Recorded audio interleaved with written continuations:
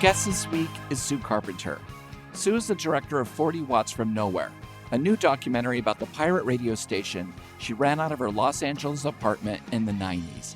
She's also a journalist who's reported for the New York Times, the Los Angeles Times, National Public Radio, and numerous other outlets. Currently, she writes for Spectrum News and lives in LA. And it gives me great pleasure to welcome the Revolutions Per Movie, Sue Carpenter. Hi, Sue. Hello. I want to say that before you made your documentary, I had read your book.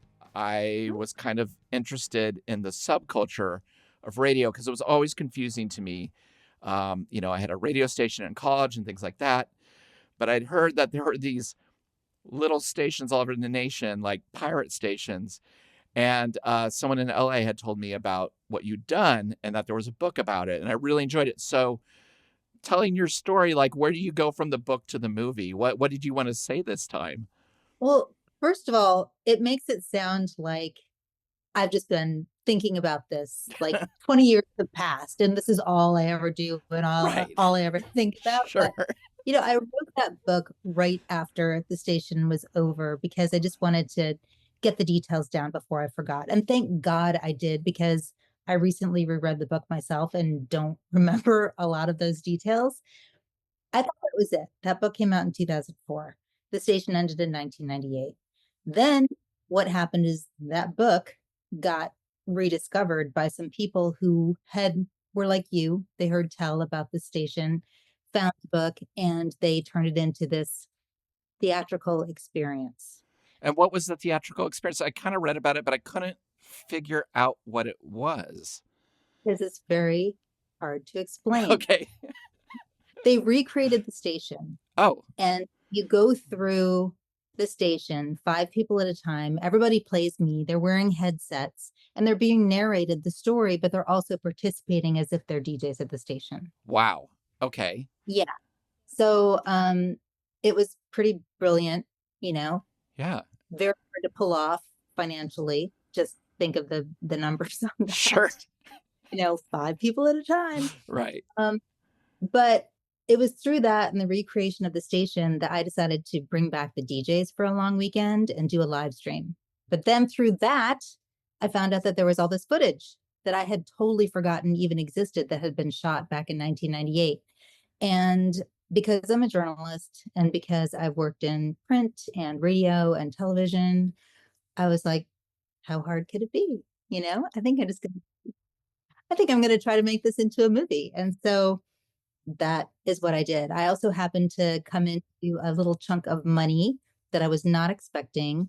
And in my naivete, thought I could make this movie for 50 grand. That was starter cash, but that's basically why I made the movie. It wasn't like I ever intended to make the movie. It's just that I thought I would try it, and nobody had actually seen what it was like unless you lived it, Yeah, I was kind of obsessed with the space of it. And I want to get to that. There's so many things I want to ask you that you just mentioned. One is that for such a private running from the law, the federal law kind of a situation, there was an awful lot of documentation of what you were doing. It was kind of funny because I was like, they're kind of bravely being like, yeah, we're going to throw festivals and benefits and, we're going to film a lot of the interior and people sneaking out.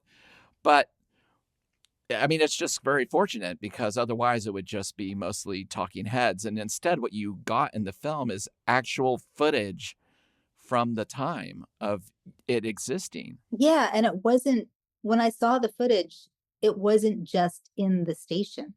It was going out. It was the helicopter ride, like when we were scouting for the high rise. It's like when I saw that, I was like, we got that, even though I was behind the camera for part of it, like I literally forgot most of this to the point of my horrible memory, right?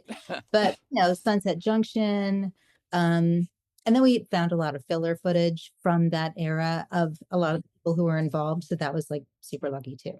Well, let's start kind of at the beginning before the station comes into being. You were trying to get a show at, was it at KUSF? Is that right? Yeah, so this was up in the Bay Area. This is like 1993, 1994. Like a lot of people, I was interested in music and interested in radio, and college radio seemed to be the place that I could combine those two things. There are so many people who want to do the exact same thing. Yes. It's super hard. I mean, I was volunteering for 6 months. I ended up writing promotional copy, never saw the inside of the studio. Yeah. And then I ended up at the other college radio station in the Bay Area and um, did manage to become a DJ there. And that's when I fell in love with radio. But it's limited. There are rules. You get stuck on in the middle of the night. Yes, I had the same experience. 12 to 6 a.m. for first shift. Whoa! 6 hours in the middle of the night? Yeah, I went to school at Evergreen and I showed up at Chaos, and Calvin Johnson from Beat Happening was the station manager, and myself and John Goodmanson, who has gone on to like produce Leader Kenny and all these bands. We were sitting next to each other, and he's like, "You guys want to do a radio show?"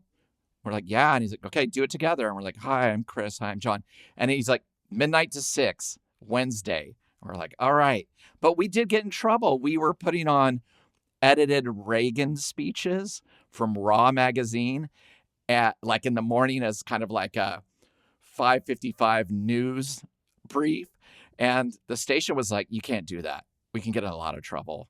And Mhm. yeah, and it was exhaustingly limiting in a funny way. College radio is awesome, but it's also limited. And I thought that I could do it better. Right. I like in both the book and the movie, you're just like, I'm going to get a traditional radio license. Like, I'm going to meet with a lawyer and find out what the deal is. And they're like, "Do you come from money?" "No." "Okay, well, then good luck." It's like $20 million dollars for a small station. And like, I wouldn't know either. I'm a total novice at this. I would have just been like, "Oh, yeah, we could maybe raise something to do this." But it's spatially difficult. And that was really interesting to me because I never really thought about it. It's a fight for actual space bandwidth in a city. Yeah, I mean, there's a limited amount. It goes from like 88 up to 107, basically, right? Right. And there has to be certain spacing, otherwise the stations are kind of interfering with each other. But if you know what you're doing, and I definitely did not at that time, you can squeeze in. And this exists pretty much in every city, even a major market like Los Angeles. And so that is what, people who became involved with me figured out where I could be. So where did you first hear about pirate radio stations and that you could do this? Well, the very first time I heard about pirate radio station was Pump Up the Volume, like everybody else in our generation, right? And then for real, it was in that lawyers meeting. Like I'm sitting there like wanting to like jump out the window, just mortified that when he asked me what assets I had a $300 like third hand motorcycle. Like that was my assets. Um, but it turns out this is the Bay Area, even rich guys are very hippie oriented. So he's like this very high powered lawyer who is representing this guy over in Berkeley who was running an illegal radio station and also fomenting this entire movement because he was building construction or building transmitters in his workshop and disseminating them to people for like 100, $200, you Right. know? Incredible. Yeah, truly. And he still does it. I mean, I actually was in possession of one of his most recent models, Is that Steven? even Dunifer. Yeah, I like that it was a bit of a mystery already to even just to show up on time to let you get your first kit. It was an ordeal. It was like, "Nope, not this time. Show up here, not there, not answering the door." I mean, it's almost like he didn't want me to have it, you I know? know, I know. That's what I mean. It feels like he was vetting, like if you're really into this, you're going to show up 4 or 5 times. I think I was an unusual person for him to come into contact with. I was a young hipster girl from San Francisco. And I think most of the guys who were involved in this movement on the West Coast, the ones at least that I got in touch with, were super dorks, you know? Right. So, and, doing political broadcasting. And I wasn't either one of those things. So, part of me felt like he was like, but, I stayed in touch with him. I interviewed him for the movie. That doesn't seem to be like what I thought was happening. That's not how he was thinking about it. He was just super busy. Right. Okay. He was, providing hundreds of transmitters to people all around the country, you know? That's incredible. I am a techno. I just don't understand technology. I could never put together something like this, even with someone's help. Uh, my bandmates still have panic attacks as I pour stuff out of a paper bag onto stage to set up my pedals. What was your feeling going into it? Did it seem like easy to understand? Is that I just kind of don't understand, like I still don't understand the technical side of doing something like this. And at this point, if somebody were to hand me that exact same manila envelope with all of those doohickeys and the circuit board, Uh, I would have the exact same reaction that I okay. had 30 years ago. I mean, at that time, the most technical thing I had ever done was change a clutch cable on my motorcycle. And I was very proud of that. And that's like one Yeah. of the easiest things you could possibly do. Okay. This, I did not understand it at all. There was like a schematic, and my recollection is like at least 100 little like tiny things like smaller than your nail on your hand with like tongues, and you had to like figure out where they go on this board, and like a soldering iron that I'd never used before. It was just like, yeah. So it did not work like after I made this, even though I was over at this other guy's house and he was sort of lightly overseeing me. So how long did it take from the building of your first, you know, operating system? I get what would you call that? What would you call the thing that's The all the transmitter. transmitter? So how long from your first transmitter after it's built to you sitting in your bedroom being able to play music? To build the entire station, because you also have the antenna, you have the cables, you have the things that you need to be able to play music, right? Right. That whole process was probably about 6 months. Okay. And the station originally was Hey, PBJ, that lasted for how long before you moved to LA? less than 6 months. So that was on there from June until October.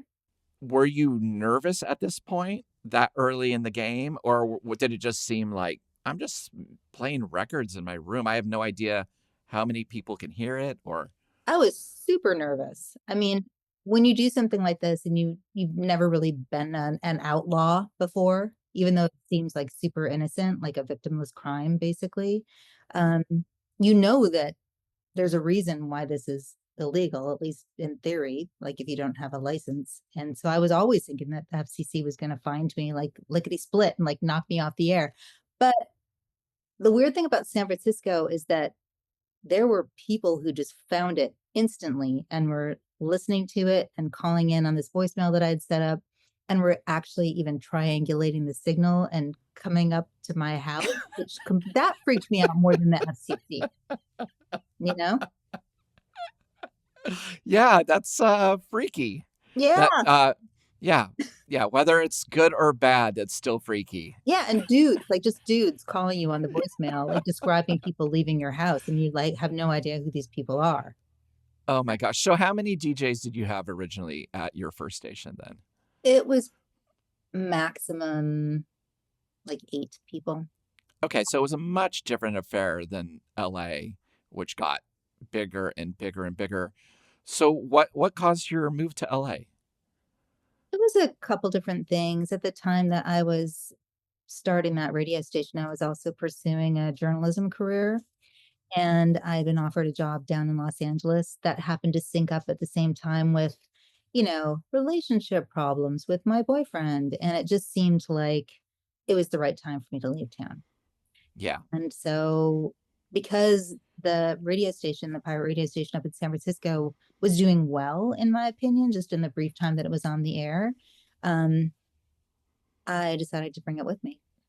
In the film, you move to LA, you set it up, it grows. You're starting to get like Don Bowles from the Germs to DJ his weirdo show. You have Keith Morris, Mike Watt, all these people just coming and it's growing and growing. But you're like doing the trash, cleaning up after people. Like people are stealing like actual CDs from the station. And I'm just like, uh, I mean, did that hurt your feelings? Like I would be I'm so sensitive. I'd just be like, oh, come on. It's me. Yeah, I think that when that was happening, there's the core that it starts with, right? And these are the people that are your friends and who have your back. And it's not like the people who eventually got involved did not have my back, but eventually this became a 24-hour operation. I literally had dozens of people on the wait list. I To this day, I'm hearing from people who were at my house and were regular DJs that I never met. So I Wow. when you have that situation, they don't know me. They're entering into this space. And, if I'm not around, like I used to sleep a lot over at my boyfriend's house, different boyfriend in LA. And why not? Earlier you said that there was a exhibit set up that recreated the space of the LA station, which was KBLT. Can you walk me through what it was like? Okay, you go up the steps, you open the door. What do you see in your space and KBLT? Well, first of all, you walk into the living room. Just looks like a regular house. But then you take a left. And this is part of the reason why I wanted to like rent this space when I first saw it. It was like there was this soundproofed room under the stairs at the end of the Oh, hallway. And it just seemed, and I think the landlord at the time told me that there was a musician who had lived there and was practicing drums. Like that was the drum practice room. okay. There were just so many things about that space that were like, yeah. And then how big was the space under the stairs? Oh, not very big at all. It was maybe 4 feet wide, 6 feet deep. I mean, two people could fit in there uncomfortably. Right. You mentioned earlier Pump Up the Volume. Did that film get anything right about running a pirate radio station? Yeah, just, keeping it secret from the right people Uh-huh. or keeping it secret from the wrong people. Did you get people who would like actually threaten like I'm going to tell people that you're here, like did you ever get anyone just trying to mess around, No, strangely, No, okay. absolutely no. I didn't have any Wow. infiltrators, like Yeah. which was awesome. What I remember about Pump Up the Volume, because I recently rewatched that too, is that wasn't he like ham radio? Like there was something about like the type of radio that he seemed to be operating versus what the kids were listening to on their, Jeep radios or whatever. Right. Like they couldn't just dial it in. They were like, we have the equipment to find you. Yeah, yeah, possibly. And also that his parents didn't recognize his voice. Your station was about 40 watts, right? Mhm. So Yeah. how far does that go? It could go about a mile, but Silver Lake, the neighborhood that we were in, is very hilly. And so we were like, I didn't have so much money that I could rent at the top of the hill in Silver Lake and then get everywhere. Right.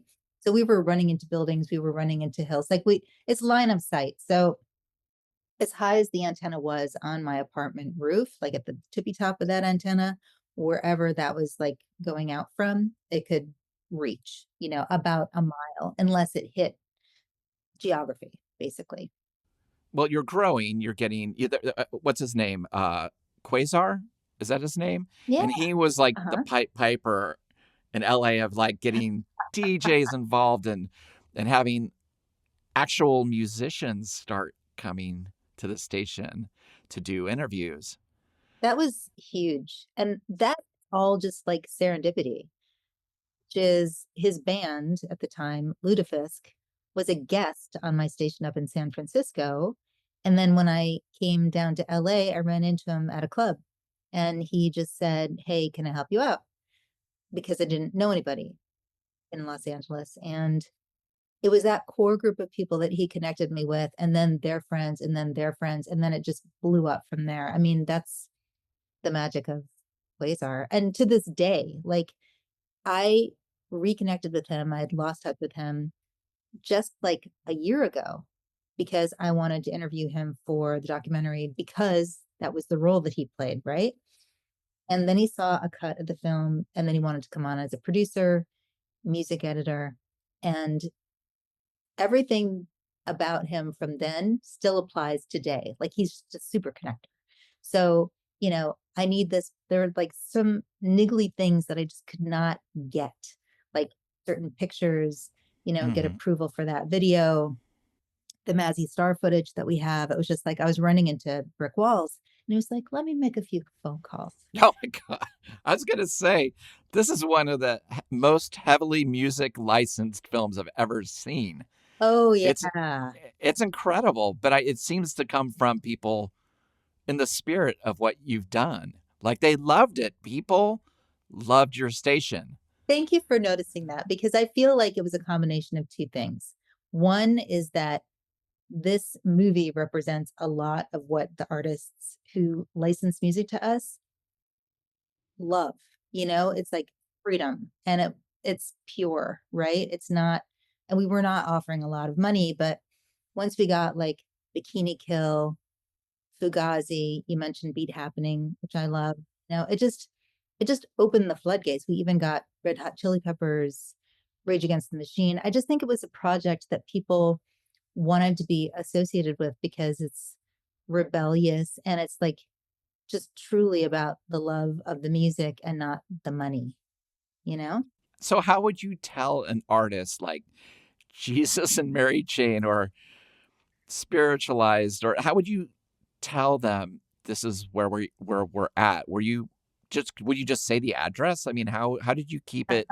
How did you walk that line with being like, you have to be here, but also I can't give away too much about me. Well, those bands, I don't know those people personally. That's another aspect of the radio station where there were a lot of people who did have those sorts of connections, and those were the people who brought them in. So, but talking to a lot of the DJs, they would not give the address. Like even when Keith Morris brought in the Red Hot Chili Peppers, he met them down the street, and then Oh, okay. so, and then other people like Spiritualized was in town. Do they really know Los Angeles that well to get to my door? I feel like they were picked up from the club and then Right. brought to this Jesus and Marriage. They didn't even know they were there. I was just going to say they were rather inebriated, so they might not have known anything. Um, yeah, but a lot of people would not share like where the station was. Did you get more nervous as time went on, or did you start relaxing? Mm, wow, I feel like I was always nervous, but I also, when you get away with it, you start getting cocky. So there's this weird duality, like I'm getting away with it, I'm getting away with it. They might get me, but when they don't, and I was operating a very large station just in terms of involvement, not necessarily how much power we had, like how much, range we had, but we were known, right? Um, yeah, I was always a little bit nervous, but then there was that lawsuit with Stephen Dunifer, which is what had created the ability for all these stations to be on the air at that time. So there was this legal kind of umbrella for all of us to operate. Um, Right. but there were definitely scares, along the way. And as a journalist, I was in the very beginning of my career and I sort of really adopted that, write what you know. What did I know? Pirate. So I went to Florida and I reported on that scene. I wrote several stories for different outlets on the pirate radio scene, and that sort of allowed me to reach out to the FCC and find out what was the latest update. Ah, yes, that's good. um, yeah, so there was that too, and it seemed like they would only really come after stations if they were really doing things that the FCC hated, swearing, running advertising, getting complaints from commercial stations, things like that. And so there were certain things that I let the DJs know that I would really like them to not be swearing their heads off. Um, Definitely don't be running commercials. Um, Although some people were trying to do advertising, Right. you know? Yeah, and then you have Don Bull's show, it was just like, you don't need to swear, it's just gonna be disturbing and weird on its own. What was the name of his show? It had a really good title. Oh, The Prince of Darkness Media Incorporated. Yes, he went by many different things. So there was Kitten Sparkle, there was Venomous Invisible Amanda, and then there was like a really long title for his show. And I remember one time when I was making the schedule and I couldn't really figure out how to describe it. And so I just put weirdness. Uh-huh. It's so insulted, which I get, you know what I mean? Because it wasn't like to the casual listener, it reads as weird, right? But it's actually super smart. It's like there's a Right. lot of thought put into the way that he crafted his shows. Did you have a series of protocols if the FCC was gonna show up to in place to be like, this is what you do, this is what you don't do, to protect yourself, the station, and the people who are involved? Yes. So luckily or unluckily, the front door to the house was glass. So you could see who was on the other side. So Okay. if it appeared that the FCC was on the other side of the door, you didn't have to open it. You didn't have to let them in. You would need to find out if they had a warrant. That's the only way that they should be let in. But before that, disconnect the transmitter from the studio because of what the FCC was legally allowed to take if they actually entered the premises, which was everything that was connected to the transmitter. So if it was connected to the studio, it's like there goes all of your equipment, like all of your studio equipment, not just the transmitter gear. So those were pretty much the protocols. There's a part that I, again, because I don't understand technology, a relay station, that what does that mean when you were doing does that mean that it just expands the breadth of the transmission, or is it a decoy? I just don't understand. It's both. Okay. So Okay. when I first started both of my stations, I was broadcasting directly from my apartment. So obviously, if the FCC was tracking the signal would bring them right to where I lived, where the operation was. This was a new idea from the engineer at the time was actually, how about if we just like send a little baby signal up to a really tall area in Hollywood, then we can drop our power down, but because we're up so high, we can like send it everywhere. Oh, And okay. then if they track the signal looks like it's coming from there and then not from that. They have to do two steps, find that, and then backtrack to where the originating signal is coming from. You know what I mean? Yeah, I do. Okay, thank you. I'm so bad at this stuff. I'm so bad at I did understanding it. how things work. Yeah, I know. So it seems like as the station went on, definitely the temperature of the FCC wanting to crack down was growing, and that all had to do with and that all came from the Free Radio Berkeley lawsuit. Is that correct? Stephen Dunnifer losing it to the FCC because they eventually ruled after 3 years. You know, the court system is slow, which was great, which is what allowed this whole, scene to proliferate. But once the judge ruled that he actually didn't have a case or lost his case because he had never applied for a license, then they just started to systematically take out the stations, and Right.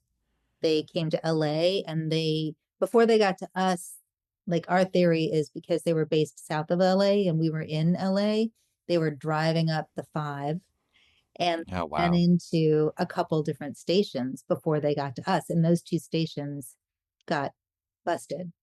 And then and then because we were in touch with these people, we got the phone call saying they think that we're you we would shut down, and then we shut down, and that's when we started that relay system. So we were dark for a couple months before we had what I call our glory days of casting to all of Los Angeles from the high rise in Hollywood.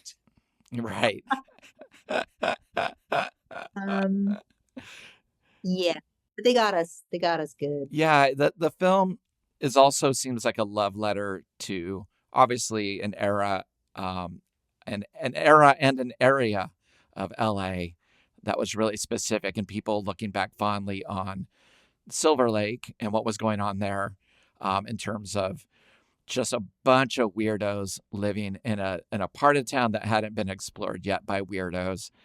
And you were able to put on these legal defense shows, like you mentioned, Mozzie Star, and Mike Watt and Money Mark. Is that right? Money Uh, Mark played. Yeah, and it's just like when you're doing these things, like setting up a legal defense fund to help the station. Did that help at all conceptually? Because it seems like, I guess what I'm saying is, I don't know how much the FCC throws down the hammer on someone financially.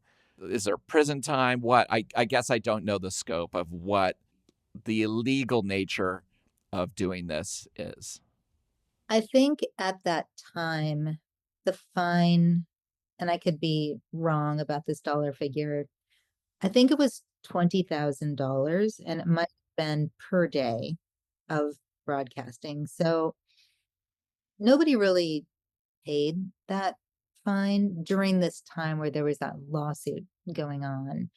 Since then, the fines have dramatically increased. I think they're like 10 more, like 200,000 per day or something like that. Um, but the legal defense fund was really, yeah, I don't know what I really thought we were gonna be able to do with that. I mean, in these two concerts that we had, we raised $3,000. Obviously, nowhere near being able to get a license, but maybe enough to defend yourself from them collecting the fine. It's also fun to put on a party, right? It's like you're like, I'm gonna have Mazzy Star and Mike Watt play It's a for great my band. radio station. It's pretty great. It really was, and the fun thing about Money Mark, when he played that benefit show, I really wanted his song in the film, and I wanted to use Push the Button. And in there, and he was having a dispute with his record label, and he's like, "Oh, we can't use that song, but I'm gonna re-record it for you," which is, Oh, that's killer. yeah. And he even bought like the little like kazoo or whatever it is, like he found it online. So I love him. I mean, it's amazing to me that he did that for us, because I really, that to me was such a great song. And at that point in the movie, it's like when you're going on the air, like when all the stations are going on the air, what are we all doing? We're pushing the button. You mentioned earlier that they did get to you, but I want to keep it a surprise to people to read the book or see the movie about the the showdown that kind of happens is really kind of funny and amazing in terms of like, oh, it's here, it's time, and this is how I'm going to handle it. It's really fascinating. But before that was happening, did you just expect that this could go on, or did you have a different dream of how to expand it or shrink it? I mean, what was your feeling at the time? I think I thought there was rumblings that there was a possibility of a new kind of license, the result of this movement that was happening. And so I didn't necessarily think that the station was going to be able to survive in the form that it was in. Um, I know that we at one point wanted to try for that license. But, when we got busted was right around the time that the internet radio was starting, music was digitized with Napster, and it seemed like things were sort of heading in that direction, and people were thinking that I should start KBLT as an internet radio station. That did not appeal to me at all, just because I loved the localness of the station. I loved that it was local people coming in and playing the music, local people hearing the music, shopping in the neighborhood, going into a store, hearing my station on air, people approaching me in the street, asking me what is the song that's playing on the radio right now. So I loved that.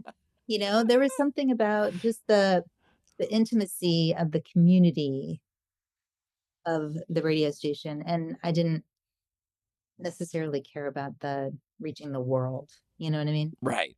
No, I hear you. I think another thing that I really enjoyed in the film is just the love of just radio. Like the Alan Wood in the film talks about just feeling things in real time, the just we'll be right back, stay tuned, what's being played. And I love that. Like I'm this is an audio only podcast, and people all the time are like, "Oh, are you going to do video?" And I'm like, "I don't want to. I don't want people to just see me thinking and look." It's like my favorite things still are just theater of the mind. And all the time when I listen to something where I don't know who the guest is or what the comedian looks like or the author, I'm always wrong. Like I've built them into my head as a different type of person. And I think that's really kind of amazing.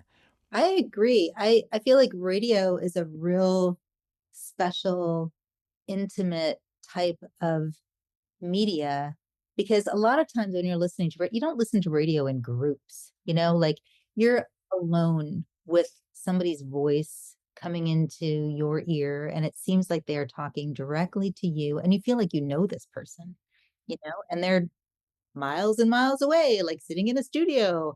And, you know, I feel like there were certain moments in the film where I really wanted to show that magic that you're talking about. So you have Alan Wood talking about that. And then you have another DJ, like the moment that he sort of fell in love with the radio station, driving around in the dark when Elliott Smith comes on the radio. You know, I think for radio people, you just have those moments. And also, one of my favorite moments is listening to a radio station and then people forgetting to back announce things that you've heard. You're like, and for years, you're like, I heard this amazing thing. I'll never know. And then one day, someone plays it in their house or in a record store, and you're like, that's the song. Yes.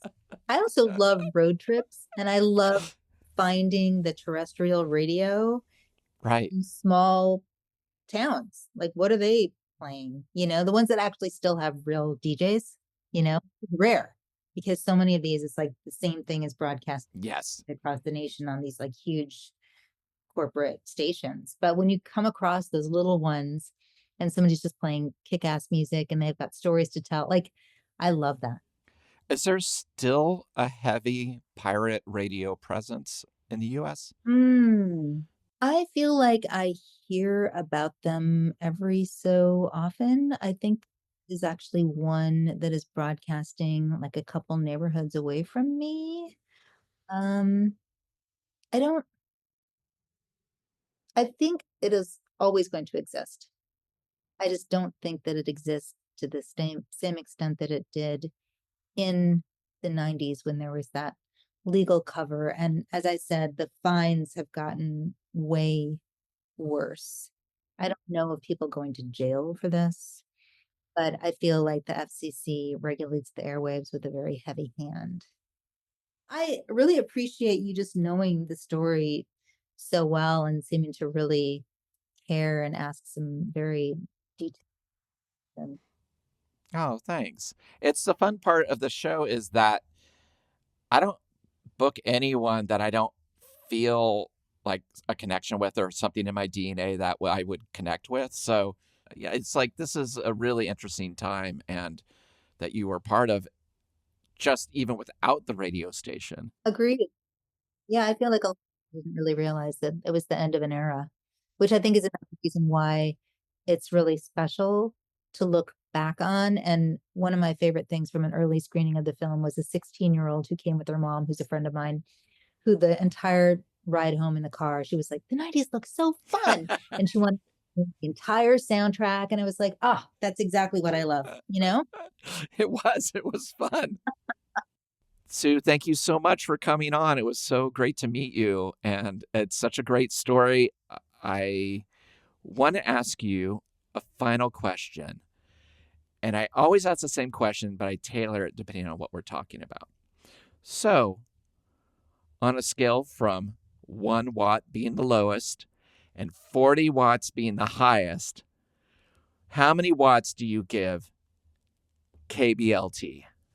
I am so biased. You think I'm getting, wow. No, you're supposed to be. Yeah. And you can't win. How many watts do I Sorry. give KBLT the station, or how many watts do I give 40 watts from Nowhere, the movie? Let's do the station and then the movie. Okay. I'm